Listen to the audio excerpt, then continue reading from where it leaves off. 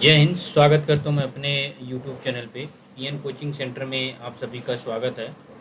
और आज हम रीजनिंग का काफ़ी इम्पोर्टेंट टॉपिक का जो है 10 क्वेश्चन हमने कल देखा था कल वाली वीडियो में। और आज हम 11वें क्वेश्चन से स्टार्ट करेंगे और 10 क्वेश्चन के बारे में चर्चा करेंगे।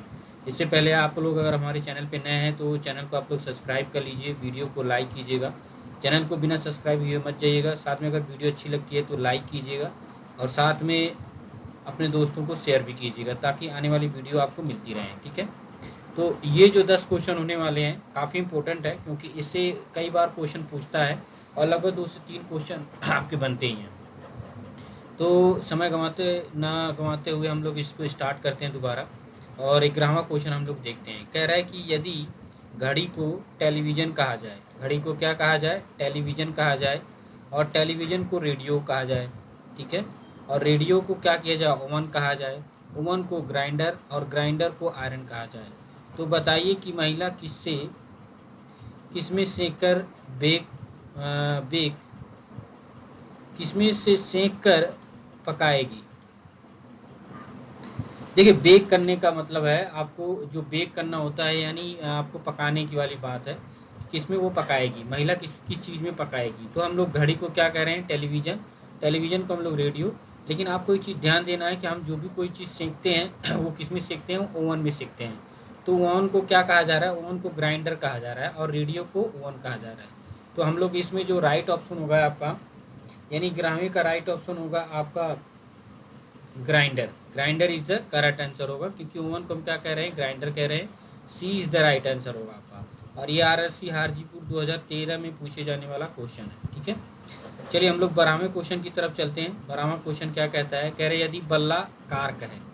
बल्ला क्या है? बल्ला कारक है। कारक वॉलीबॉल है। वॉलीबॉल बास्केटबॉल है।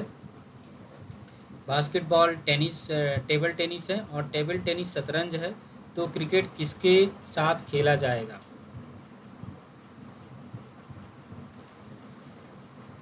आपको यहाँ पे ऑप्शन नहीं दिया है, लेकिन आपको मैं बता देता हूँ कि कह रहा है कि क्रिकेट किसके साथ खेला जाएगा। तो क्रिकेट आपको कार के द्वारा खेला जाएगा। आपको आप ये ऑप्शन भी बताएगा यहाँ पे, लेकिन यहाँ पे ऑप्शन नहीं दिया है। तो आप चीज़ ध्यान देंगे। बल्ला कह रहा है कि बल्ला कार कहा जाता है, तो कार के साथ हम लोग क्या करेंगे? क्रिकेट जो है बल्ले से खेला जाता है और बल्ला कार कहा जाता है। तो कार का आपका करेक्ट आंसर होगा। क्या होगा? कार किस द क्या होगा? राइट आंसर होगा कार। ठीक है, तो 12वें का कार होगा करेक्ट आंसर। अब हम लोग 13वां क्वेश्चन देखते हैं। कह रहा है यदि टेबल को बिस्तर कहा जाए। टेबल को क्या कहा जा रहा है? बिस्तर कहा जा रहा है। बिस्तर को खिड़की। बिस्तर को क्या कहा जाता है? खिड़की कहा जाता है। खिड़की को कलम कहा जाता है। कलम को दीवार। तो विद्यार्थी लिखते हैं। विद्यार्थी किस में लिखेंगे? देखिए, टेबल को हम लोग बिस्तर कह रहे हैं। बिस्तर को क्या कह रहे हैं? खिड़की कह रहे हैं। खिड़की को हम लोग कलम कह रहे हैं और कलम को हम लोग दीवार कह रहे हैं। क्या कह रहे हैं? दीवार। तो जो विद्यार्थी वो किससे लिखता है? विद्यार्थी लिखता है कलम से। और कलम को क्या कहा जा रहा है? दीवार कहा जा रहा है। तो सी इज द राइट आंसर होगा, यानी दीवार।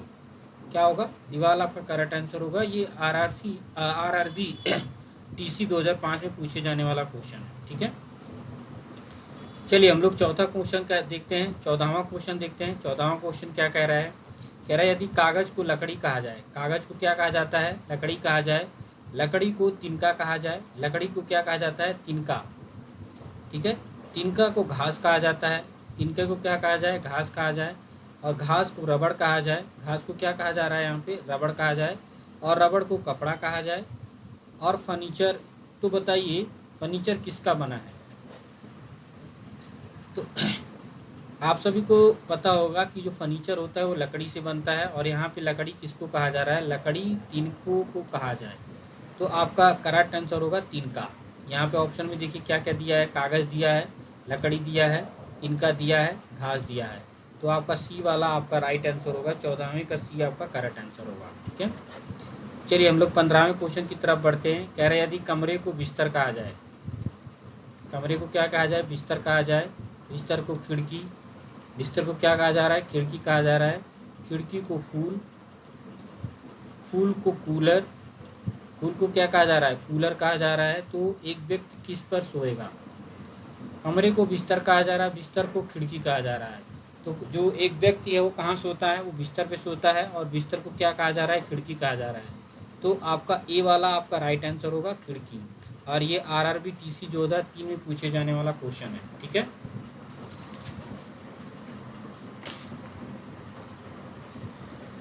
आशा करता हूँ कि ये जो आपको क्वेश्चन मैं बता रहा हूँ आपको सभी को समझ में आता होगा। एक बार फिर मैं आप सभी को बता देता हूँ कि आप लोग हमारे चैनल को सब्सक्राइब कर लीजिए। मैं डेली बेसिस पे आप लोगों को आपके लिए वीडियो डालता हूँ।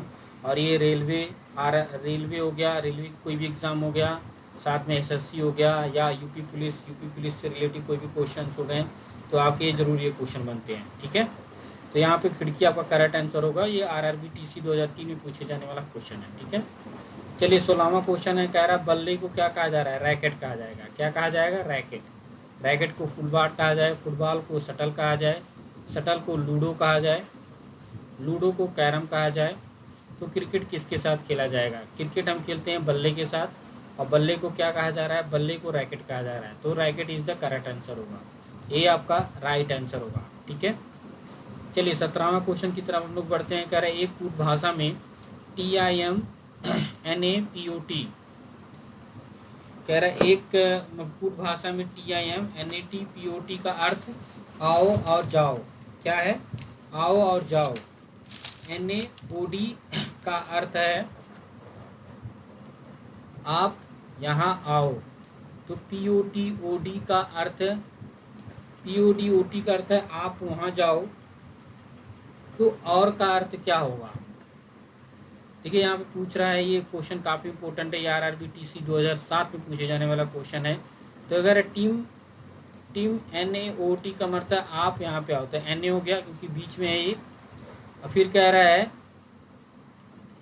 NOD का अर्थ है आप यहाँ आओ। क्या आओ, आप यहाँ आओ। तथा POTNOD का अर्थ है आप वहाँ जाओ। तो बताओ और का क्या अर्थ होगा, और का अर्थ होगा NA, क्योंकि इसी में आपका और है, और आपका अर्थ होगा NA, यानी 17वां का आपका राइट आंसर जो होगा वो होगा NA।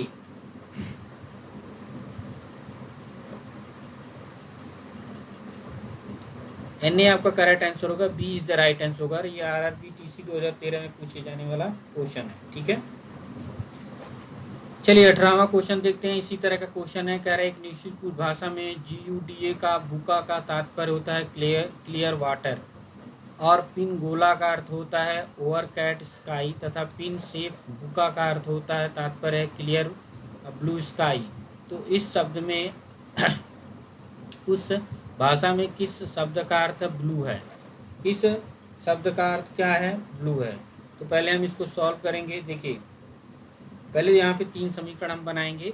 कौन कौन समीकरण पढ़ेंगे, पहले पढ़ेगा गुडा, गुडा और बुका, गुडा और बुका हो गया, ठीक है। एक हो गया यहाँ पे, इसको हम क्या बोलते हैं, क्लियर, क्लियर वाटर हो गया, ठीक है, क्लियर वाटर हो गया, ये बुका क्लियर वाटर हो गया। तो एक समीकरण ये हो गया। और दूसरा समीकरण यहाँ पे कह रहा है कि पिन और गोला, पिन और गोला समूह ओवर स्काई बनाते हैं। और पिन और तीसरा समीकरण जो बनेगा पिन से बुका का क्लियर ब्लू स्काई। तो आप अगर इनसे क्लियर हम देखेंगे, क्लियर क्लियर क्लियर यहाँ पे 3 दिख रहा है। तो समीकरण 1 से जो अर्थ है ब्लू का कोड होगा सेफ। क्या होगा, सेफ, यानी बी आपका राइट आंसर होगा, B is the correct answer होगा, ठीक है। चलिए 19वां क्वेश्चन देखते हैं। कह रहे हैं नीचे भाषा में पिट NA टोम का अर्थ है एप्पल इज ग्रीन। क्या है, एप्पल इज ग्रीन, और इसका अर्थ है आपका ग्रीन एंड वाइट। क्या है, ग्रीन एंड वाइट। और इसका अर्थ बता रहा है, इसका तात्पर्य क्या है, सैट इज वाइट। तो निम्नलिखित में से किस भाषा में एप्पल का प्रतिनिधित्व करता है। सेम उसी तरह का हमें जो है यहाँ पे इक्वेशन बना के चलना होता है। पहला इक्वेशन इसका बनेगा और इसका, फर्स्ट इक्वेशन हो गया है। दूसरा इक्वेशन बनेगा इसका और इसका, सेकंड इक्वेशन हो गया आपका। और थर्ड इक्वेशन बनेगा आपका इसका, और इसका बनेगा थर्ड इक्वेशन।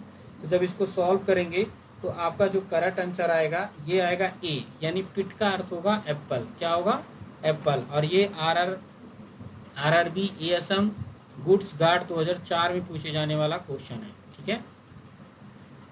चलिए 20वां क्वेश्चन देख लेते हैं। कह रहा है एक निश्चित कोड भाषा में फूड इज गुड, इतना हो गया के रूप में।